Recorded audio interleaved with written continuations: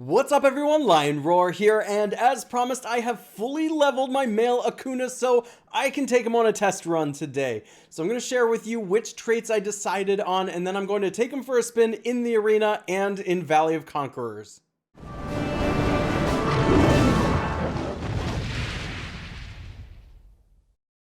But first, download Bloodline Heroes of Lithus, a mobile RPG action fighting game where you can marry your champions to create new and unique hybrids. Use the link in the description to start with some free stuff, including gold and diamonds. See you hopefully soon.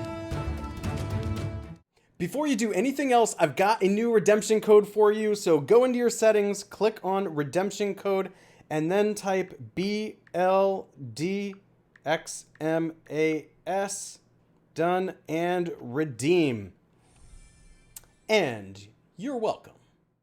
Alright, so if you haven't watched my breakdown video yet, make sure to go do that because I talk about both the male and the female and go into detail about their traits and skills and which one I think is going to be better. And I had said in that video I was leaning towards the male. The truth of the matter is the female takes a lot more investment to be good. Now, her ceiling is potentially higher. She could be the better of the two. We just don't know that yet. So for right now, I'm sticking with the male is better with the potential for the female to be better if we can find the right mix of traits and team synergies and things like that. I just don't quite believe in her enough yet to commit to her. So nothing's stopping me from leveling both the male and the female. I'm just going to start with the male now. Because I think that there's a lot more as far as creativity with synergies and being able to plug and play him and move vigor around and things like that. You need a lot of vigor to even begin to make the female work. I can start with 24 here and be perfectly fine. So let me tell you what traits I decided for him as well. These might be right for you. They may not be. This is for my particular meta. I am what I would say like mid top tier. I'm not the very, very highest level of play in this game. But I'm like just on the outskirts of it. So there's a lot of bulko, which means I must have pure heart on my champions if I want to be able to ult within 10 seconds. Along with that, I have focused on here, which you might be wondering about if bulko's running around all over the place. Well, if you have pure heart, you have to have some way to gain energy faster or you're still not going to go off in 10 seconds. Like if you take out all the speed and energy gain traits, you're ulting after 10 seconds anyway. So if you're not going to do pure heart, you might as well not do the other energy gain traits. So if you're going to do pure heart, you have to have at least something like focused or agile, or I don't necessarily recommend ambitious, but sure, you could do something like that too. But I went with pure heart and focused. And then as far as damage is concerned, there's strength boosts and all kinds of importance with strength stats and all of the skills, so you just have to go with brutal. And additionally, to get some more damage out of what he's doing, I went ahead with Plume Dance. Now what's really cool about him is he's a truly area of effect type of damage dealer, so he's hitting everybody. I do see the potential down the road that I might actually want Impair here. I just haven't fully leveled up Impair yet. But just a reminder, Impair comes from the Kivot clan, the last one that we just had. And what it also does is basically puts like a debuff on your opponent so they take more damage. And because he's a full area of effect damage dealer, then you want him to spray that across the whole team. So there's a chance I might be changing Plume Dance to Impair, but this is what I'm going to go for today. I'm going to start in the arena against a team with a relatively similar power level. And this is my third highest team as far as power level goes, but actually it's probably my second best team as far as synergy goes, because what you really have going on here is female Tide Raiser pulling the opponents into this area of effect where male Alma, the male Silken Crown, and the male Ho are dealing a lot of damage. And now add to this, hopefully the male ACUNA is going to deal a lot of damage as well. That remains to be seen. I haven't even fought a battle with male ACUNA yet. But additionally, he's going to be contributing with his freeze to this stun lock that I'm hoping to get out of this team, because female Tide Raiser and male Silken Crown are working together to also stun the opponent. And then in addition with the freeze, hopefully the opponent's just not able to do anything. So let's see what happens here. I'm going to start the battle and actually turn off the X2. I always have the X2 on, but It looks like they do not have Bulko, so I should probably win this pretty handily. But if I don't, that means that there's a problem with the team. Yeah, look at what's happening here. Oh my gosh. At least we'll be able to look at the stats here and see how the male ACUNA held. Oh my gosh, look at that damage. Yes. No way, I did not expect that. Quite honestly, the male Ho, the male Alma, and the male Silken Crown take turns being the leader in damage, and they're all pretty close whenever I'm fighting with this team. I did not expect this male ACUNA to jump way out into the lead with this. That is incredible. I am really happy with that result. My next match is going to be against my good friend AO here, and do note this is another meta team I'm facing. Now, it does appear a little underpowered, but I'm not fighting with a male Water and Sun, and not only does she have male Water and Sun, but she's got the Corbett over there as well. Now, what I'm really curious about is how I'm going to do against the female Galabar on the other side. Traditionally, this team is very good at controlling, but not great at taking down a massive Galabar or Choir Discordant if they really go off. Also, AO has Bulko, so this is going to be our first match where we can see the Bulkos go up against one another. Okay, and this is why I put Pure Heart on my heroes. You're going to see it's only been 5 seconds and my ults are all going off. So hopefully I am able to take him down. Look, this is yeah, this is this is going really well. I am just loving the freezing that's happening here. It's really contributing to what this team does. It looks like their Bloodstorm is going to be the one that is harder to take down. But it's going to give us a really good view at who is actually doing the most damage here. All right, is it the male again? Oh, this time it's male Almat. So this is what's really cool about this team, by the way, is depending on how the match goes, it's really flexible. When one hero is not doing so hot, another one tends to take over. So, but still, we've got the male ACUNA way up there in damage, but the male Almat this time is the one that did the largest amount of damage. This is a great controlling team.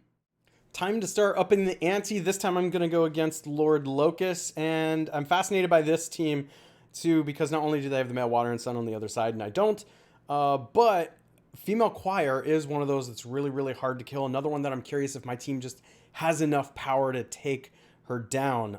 And this team I'm facing has more than 20 million power more than I do, so I'm curious to see if I can start hanging with these more powerful teams, or if my synergy is going to be enough. Let's see here. So we're looking to stun lock the team. Oh my gosh, there's so much like freezing and stunning going on that it's causing the screen to get a little jittery here. Uh-oh, looks like I'm not going to be able to hang with this one. I'm not going to be able to overcome the power of the other team, so I did lose my male ACUNA, lost my male Almat. It's possible. I have an outside chance that the other heroes could still pull it out, but looks like they've got a lot of healing going on over there on the other side. I'm probably not going to be able to win this one, unfortunately. Nope. Alright, that's a bummer. But let's take a look at the stats and see what happened. And this is where I'm really starting to get a feel for, like, is this guy a game changer or not? So male Ho this time is the one that dealt all the damage. But again, male ACUNA came in second, and that's pretty good.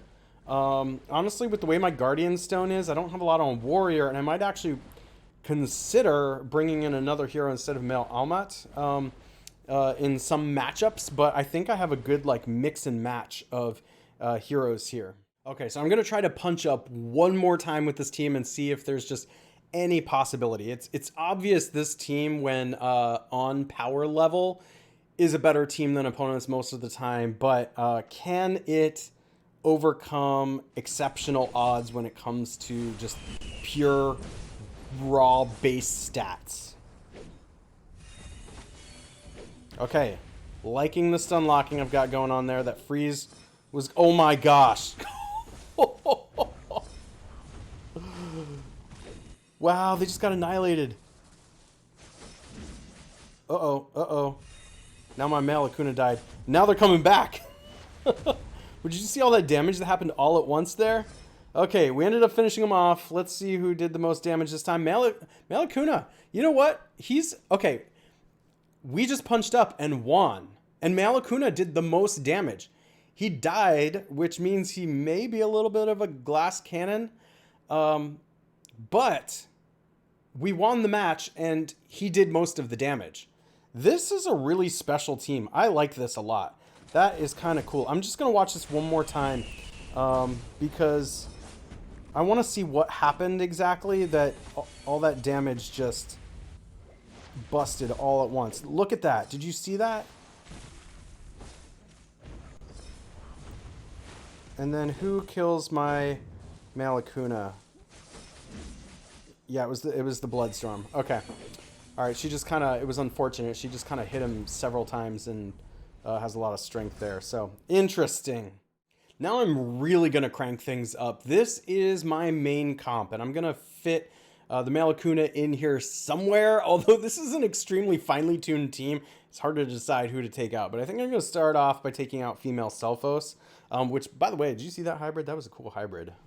It's got the Corbett wings. Okay, so let's put the male in here. I'm kind of thinking, though, my male Corbett has more vigor, so I'm going to put him up front because he's just a little bit tougher. And I'm going to put my male ACUNA in the back here just to try and protect him a little bit. I don't know if that's actually going to work out the way I want it to, just because they have some opponents who can go all over the battlefield. But let's try this one. And this is truly a meta matchup. I can beat Oscar, so if I lose, it means that it wasn't worth it to take out female Selphos. Oh, look at that freeze. Unfortunately, it didn't get the male Water and Sun, but it got like 3 of their opponents. That's good. That's good. Do you see this? Okay, okay. Now, interestingly enough, in some of these matches, like, I get this initial burst, and then all of a sudden they appear like they're coming back a little bit. But, okay, so male Corbett. Wow! The male Corbett did the most damage, but look at this. The male ACUNA did almost as much as male Water and Sun. And let me tell you, my male Water and Sun has like about 100 vigor on him. This male ACUNA only has 24. And my male Corbett, by the way, has like 85 of his own vigor. That's incredible. I'm impressed. That's way more than the Phoenix. Guys, I'm thinking he might be the real deal. Now, this is the true test against Fierce Daughter. She is the opponent in the arena I am most evenly matched up against. It is always like 50-50. And so if I lose, it means this comp is not as good. If I win, it means it's better than what I had before. And you can see she's got some incredible meta pieces over there. Female Selphos of her own. She's got the male Silken Crown, who's excellent at higher levels than the Corbett and the Phoenix and the male Water and Sun. This is a true test. Do not be fooled by her lower power level. The way she has mixed and matched the traits and does her setup, this is a 50-50 matchup, I am telling you. So I may have to play around with positioning, and I might maybe take the female Ho out and put female Selphos back in. We'll just have to see. But I'm thinking that this is still the best setup for right now, so let's find out. I'm keeping male ACUNA in the back, by the way, because I do want to try to keep him away from the web if possible. You can see I'm already taking tons of damage. Oh, yes! You know what? Okay, every time I'm up against her, it is just, we just bash each other. It is strength on strength and just an enormous amount of damage. Look how much her female Selphos did, by the way, and then her male Corbett did a lot. But I think that all the control that I have on my side with this male ACUNA is really what pushed me through there. I want to try one more time against Fierce Daughter just to make sure this wasn't some kind of fluke, because like I said, we're 50-50, and sometimes it just depends on whose pure hearts go off first. And you can see she got the male Water and Sun to go off first this time, and then it's hard for me to come back from this. So this one's entirely just a Bulko mirror match, and whose pure hearts take the ults off the right heroes first. Oh, and then I got owned in this one here. So I'd say that's inconclusive at this point. I was really excited with how male ACUNA did in that first matchup. But this one, I mean, he is the one who did the most damage, like, by far on my team. But she just kind of lit up my team because her male water and sun went off, like, right away. Okay, best 2 of 3. Come on, let's go. Let's see what happens here.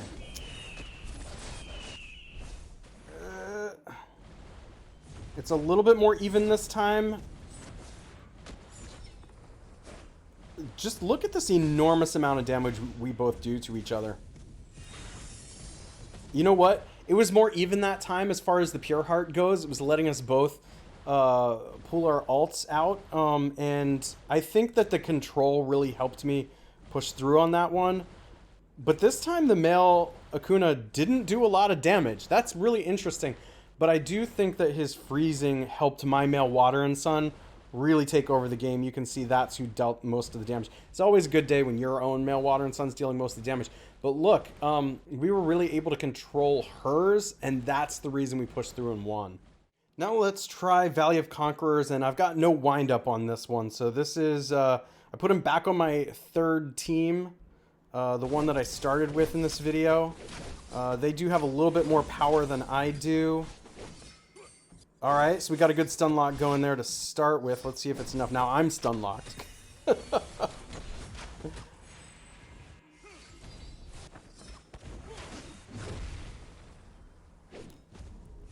Man, the control in this setup is really nice. And look at the female Tide Raiser pulling the opponents into that massive mess in the middle. And let's see. So male ACUNA didn't shine as far as damage here, but you could tell really helped with the crowd control. But the damage was pretty even across all of my damage dealing heroes in this particular one. So that was good. I wonder what this team can do with a windup. Okay, this is an opponent who is smacking me all around the Valley of Conquerors board in this particular war.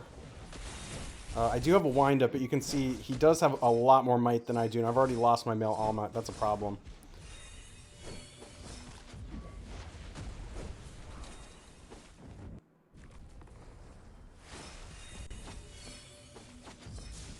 I'll tell you what, the control aspect of this really lets me hang around. I'm not going to pull it out, but I did a lot better in this one than I thought I was going to do. Okay, let's try him again. This time I put him in my main comp to see what kind of effect that's going to have against this team. Does male ACUNA support what my main comp is doing, or does he hinder it? So far, so good. He's dealing quite a bit of damage, it looks like. And look at all that ice all over the battlefield. All right, I think we're going to pull through this time. Let's take a look at that damage report. Oh my gosh! Guys, I'll tell you what.